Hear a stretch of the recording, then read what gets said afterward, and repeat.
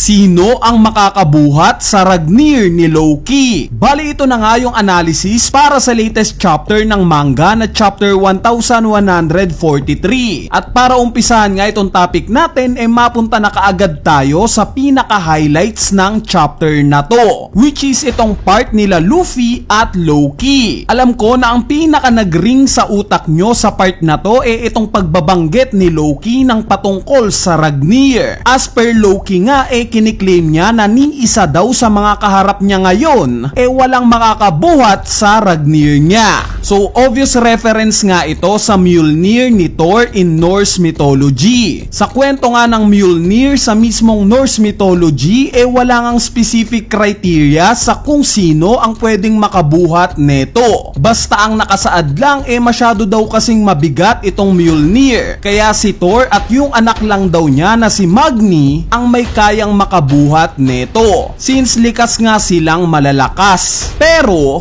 base naman sa modern interpretation ang criteria nga para mabuhat mo itong Mjolnir kailangan daw na worthy yung taong bubuhat dito. So we assume na babase si Oda sa modern interpretation. Ang tingin ko ngang pwedeng makabuhat sa Mjolnir malamang na tatlong karakter. Una syempre si Luffy. Possible nga na ito yung gawing test ni Loki sa kanya. Kumbaga pwedeng magkaroon ng kasunduan sila Loki at Luffy na tutulong lang siya kay Luffy sa paglaban sa mga Holy Knights kung mabubuhat ni Luffy yung Ragnir niya. Ikalawa syempre si Usopp. Kung mabubuhat nga ni Usopp itong Ragnir paniguradong dagdag pogi points na naman ito sa resume niya. Plus isang step na nga siyang aangat papunta sa pangarap niyang maging brave warrior of the sea, since papatunayan nga niya sa lahat kung gaano siya ka-worthy as a pirate. At ang huli syempre itong si Harudin. Pwede ngang subukin ni Loki si Harudin sa pagbubuhat netong Ragnir niya. Kumbaga ito yung magiging closure nila para maging totoong magkapatid. So sa tingin ko nga sila Usopp, Luffy at Harudin ang possible na makikita nating makakabuhat sa Ragnir.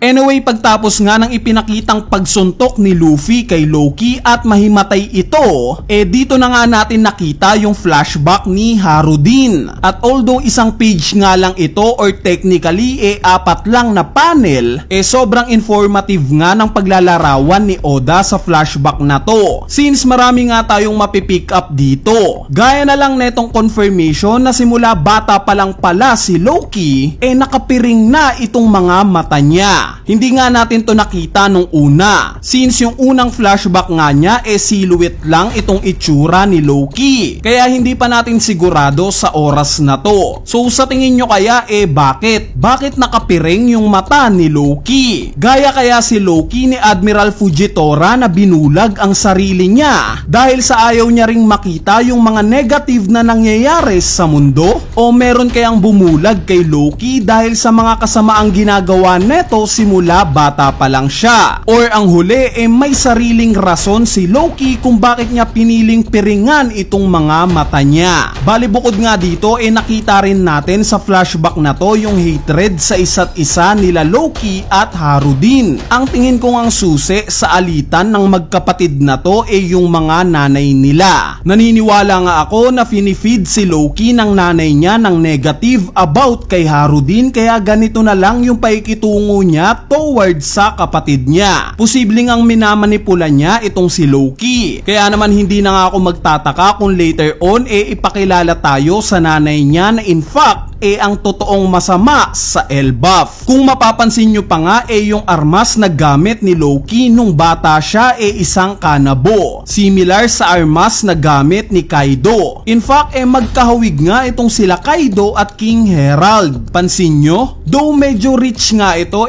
possible kaya nakapatid rin nila Harudin at Loki si Kaido? Dahil kung si Loki nga anak ng ancient giant kaya ganito siya kalaki, at itong si Harudin naman anak ng normal na giant, pwede nga nating i-consider na anak naman si Kaido ni King Herald sa isa namang normal na tao. So this explains kung bakit hindi siya kasing laki nila Harudin at Loki. Possible nga ito dahil nakita naman natin si Scupper Gaban. Nagawa nga niyang magkaanak sa isang giant, 'di ba?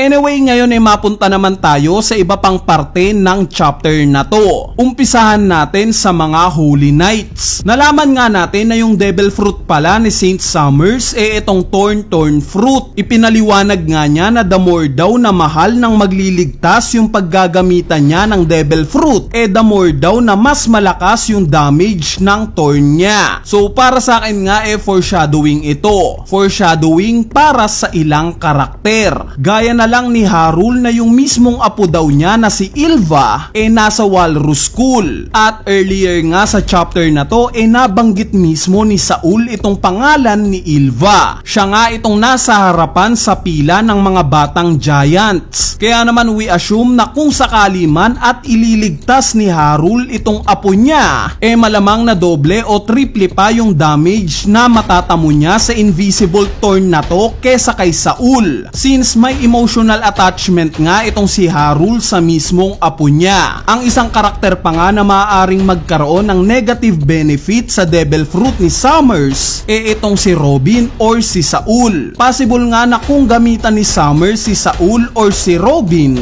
kung sino man ang magliligtas sa isa't isa, paniguradong grabing damage ang matatamo nila. Dahil nakita naman natin in recent chapters kung gaano ka-attach ang dalawang to sa isa't isa. At lastly, syempre si Sanji. Lahat nga ng babae mahal ni Sanji. Kaya naman panigurado na disadvantage ito para kay Sanji. Pero ang tanong, gagana kaya ito kay Sanji? Dahil alam naman natin na meron siyang exoskeleton. Kaya naman medyo nakakaduda nga kung purposely bang sinet up ni Oda itong devil fruit powers na to para kay Sanji o hindi. Dahil kung iisipin nyo guys on paper nga similar ng pananaw itong sila Sanji at Saint Summers. Parehas nga silang naniniwala sa power of love. Nabanggit nga ito ni Sanji during Egghead Island arc. Kaya naman dito nga tayo mapapaisip kung sila ba ang tamang match up para sa arc na to. Sa part naman ni Saint Gillingham na ni-reveal na meron daw dragon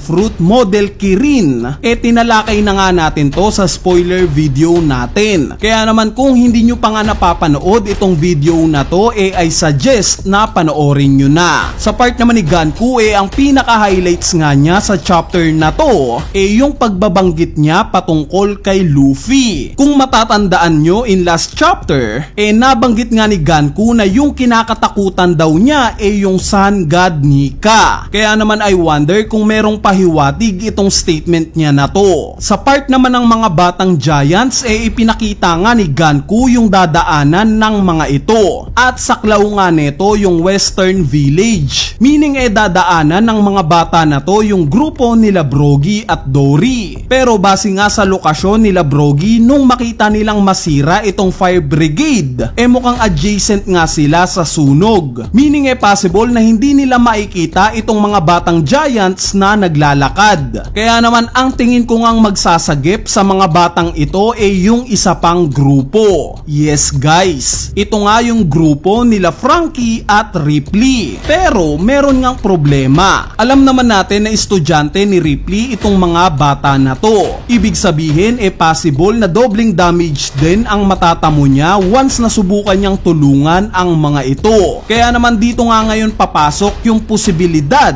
kung dadating ba sa sitwasyon na to yung asawa niya. Tutulong kaya si Scupper Gaban na labanan itong mga Holy Knights alang-alang sa asawa niya? Bali kung may idea nga kayo sa tanong na to, i-comment nyo na yan sa ating comment section sa ibaba para mapag-usapan natin yan. Anyway, ayan na nga yung analysis natin para sa latest chapter ng manga na chapter 1143. So yun lang, peace!